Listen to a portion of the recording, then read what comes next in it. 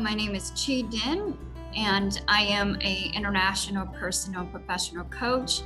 I am also a broker, associate, and the founder of Avignon Realty.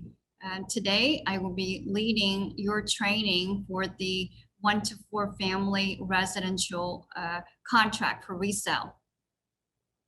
Let me just go ahead and start here.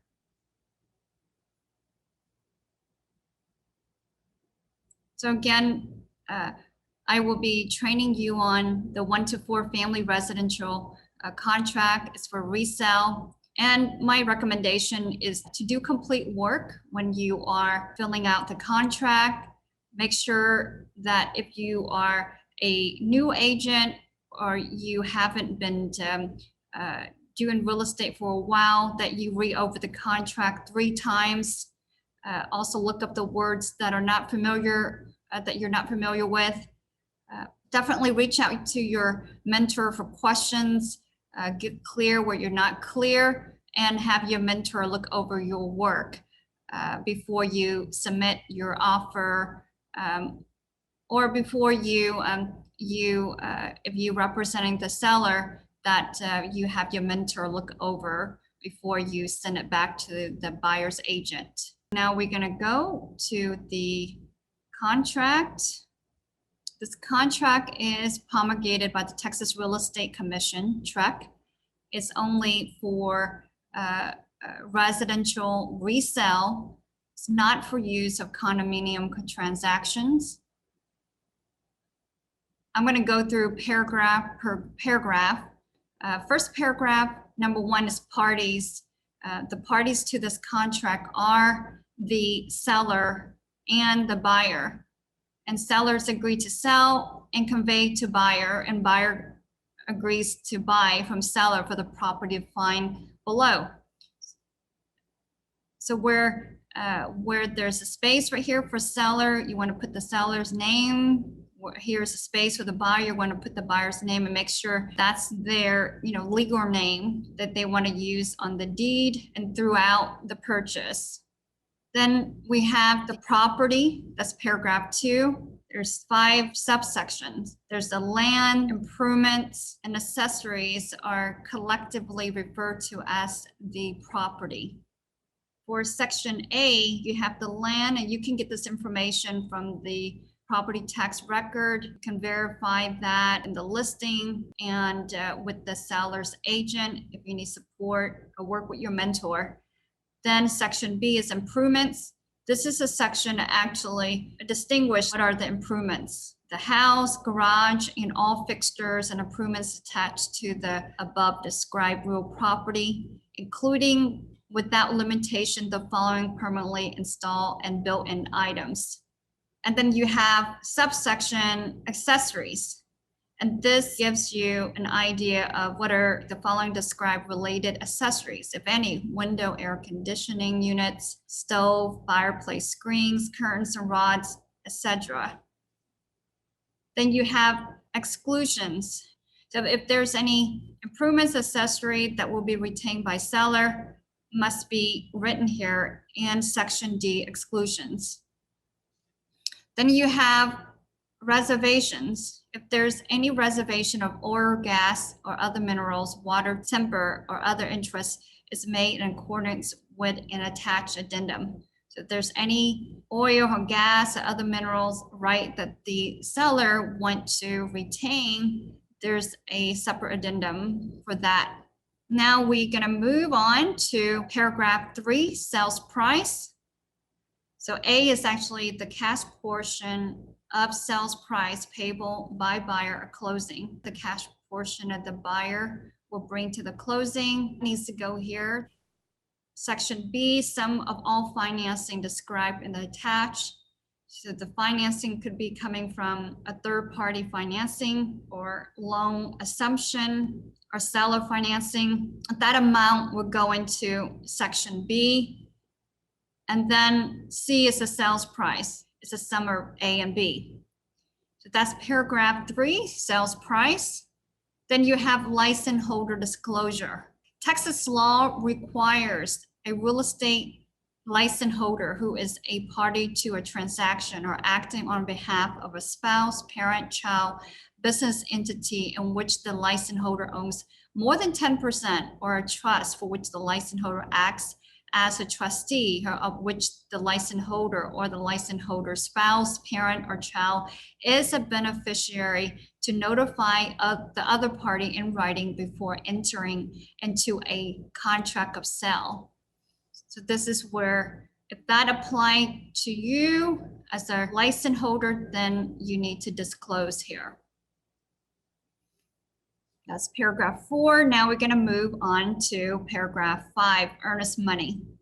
And of course, time is the essence for this paragraph. So within 3 days after the effective date, buyer must deliver X amount of dollar as earnest money to an escrow agent at their address. This is the buyer expressing his or her commitment in purchasing the property. And then you have your paragraph 6, which is the title policy and survey. The seller shall furnish to buyer at typically, at the seller's expense, an owner policy of title insurance issued by the title company. The title company can be negotiated. The title policy is to protect the title of the property that's issued by the title company. And then you have right here, if there are any shortages, then there would be an opportunity to negotiate with the buyer or seller would pay for the shortages. And then there's a commitment that within 20 days after the title company receives a copy of this contract, seller shall furnish to buyer a commitment for title insurance and at buyer's expense, legible copies of restrictive covenants, documents, etc. Then there's a survey. The survey must be made by the registered professional land surveyor, acceptable to the title company and the buyer's lender. And this is the date that you need to negotiate within blank days after the effective date of this contract. Seller shall furnish to buyer and title company seller's existing survey of the property. And then if the title company or the lender do not accept the survey, then it would need to be negotiated who's going to pay for the survey within how many days. And then buyer must object the early of the closing days after buyer receives the commitment, exception documents, and survey. When the buyer received the commitment, the exception documents, and the survey, this is how many days that the buyer would have to object to anything. And then there's title notices. There's abstract or title policy. And this is where broker advises buyer to have an abstract of title covering the property examined by an attorney of buyer selections. Or buyer should be furnished with or obtain a title policy. And if a title policy is furnished, the commitment should be promptly reviewed by an attorney of buyer's choice due to the time limitation on buyer's right. So that's something as licensed real estate agent, you can advise your buyer to have the abstract of the title policy looked over by an attorney. And then 2, membership in a property owners association. If it's either part of a property owner association or not, needs to be checked up here. You are obligated to pay assessment to the property owners association. The amount of the assessment is subject to change. Your failure to pay the assessment could result in an enforcement of the association's lien on and the foreclosure of the property. So if the property is subject to the owner association. If buyer is concerned about these matters, a TREC promulgated addendum for property subject to mandatory membership and a property owner association should be used. So there's actually an addendum for that.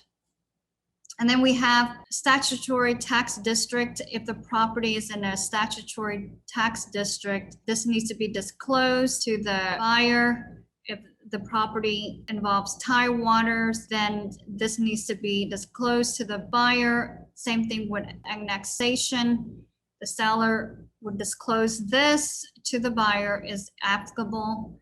Same thing, number 6, property located in a certificated service area of a utility service provider. If the property is located in a certificated service area, then the seller needs to disclose. Same thing with public improvement district, the seller needs to disclose that to the buyer.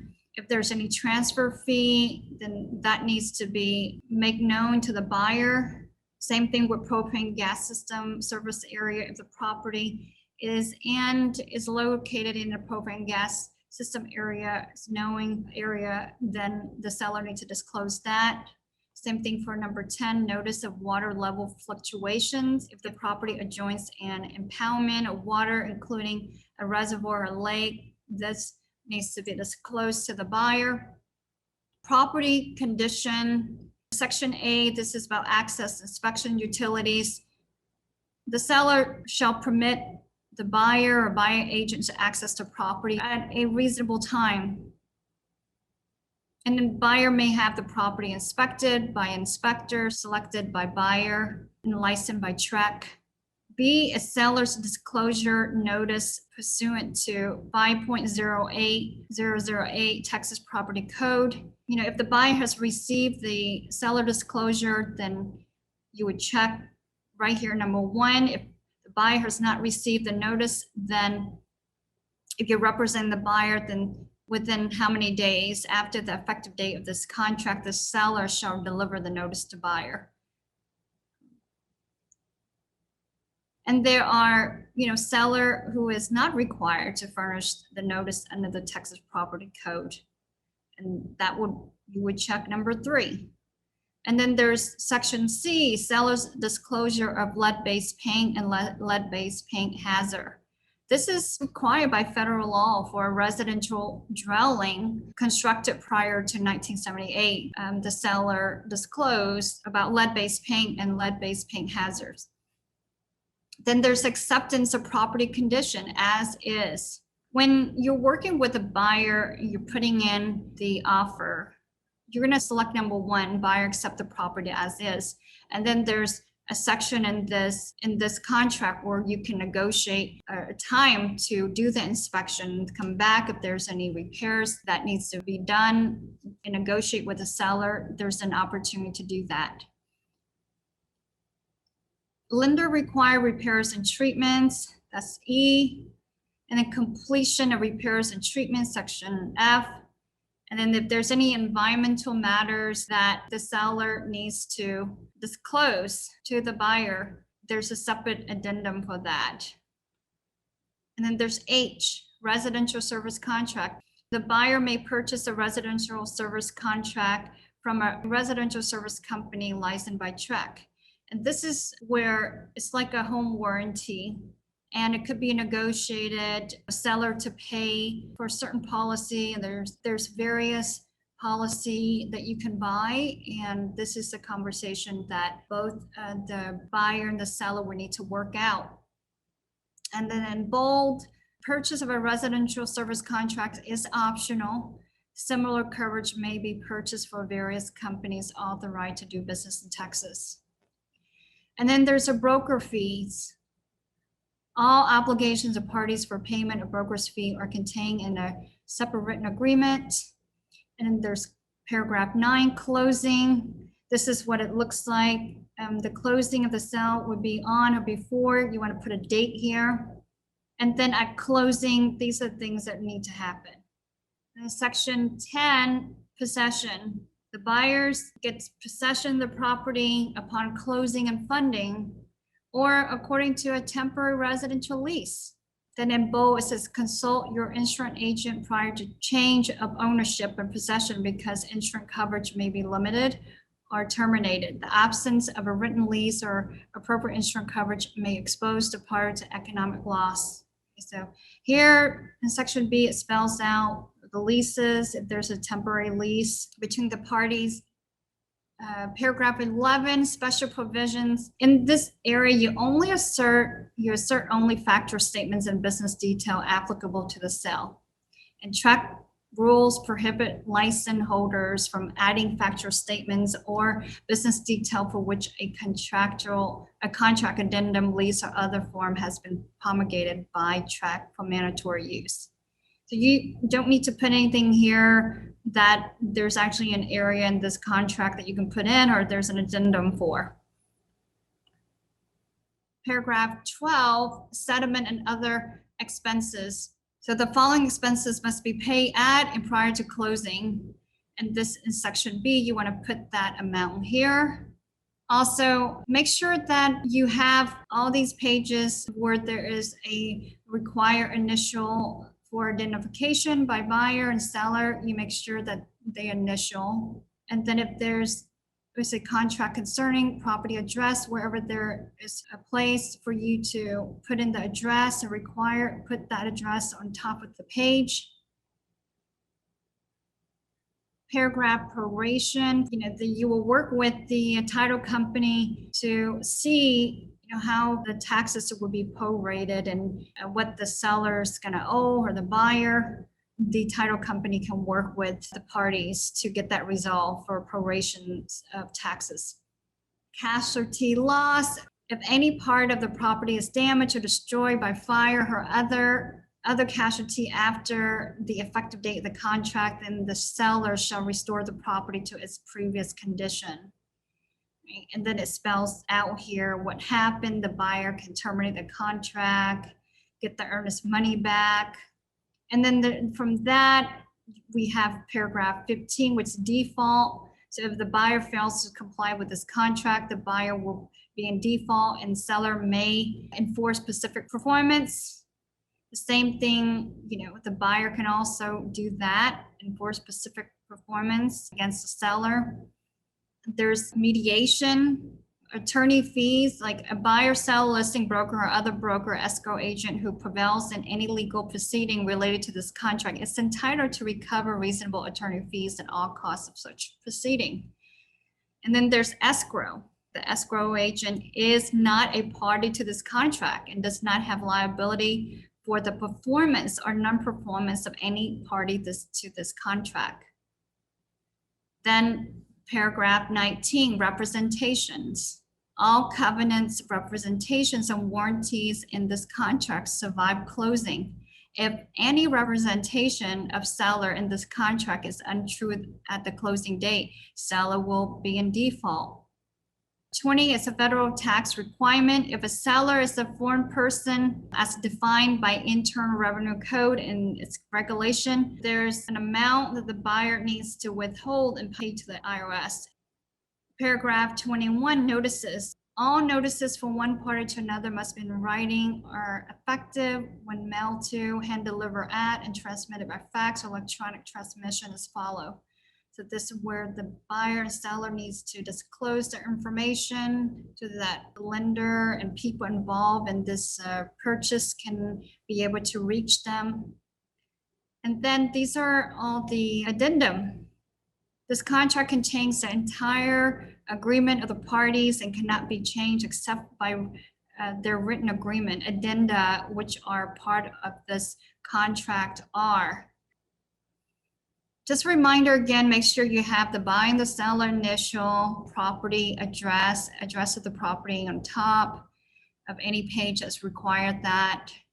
Then we have termination option. Earlier, I shared with you that there's a period here that you negotiate and for if you're representing the buyer to do all the due diligence. And this is the paragraph to put in the option fee and then how many days that the buyer will need to do their inspection and be able to terminate, not be able to get back the option fee.